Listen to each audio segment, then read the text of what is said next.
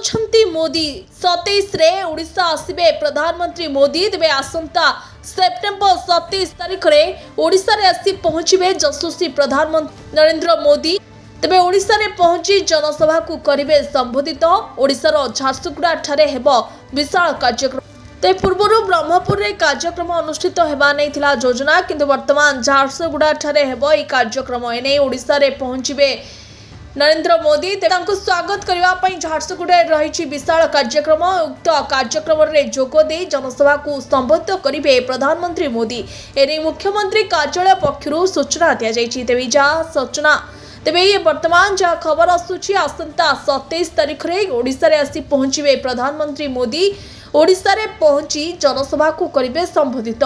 ओडिशार झारसुगुड़ा ठारे हेबो विशाल कार्यक्रम। पूर्वरु ब्रह्मपुर रे कार्यक्रम अनुष्ठित हेबा नै थिला योजना, किंतु वर्तमान झारसुगुड़ा ठारे जनसभा को संबोधित करिवे प्रधानमंत्री मोदी। आ एने मुख्यमंत्री कार्यालय पक्षरु दिया जायछि विशेष सूचना।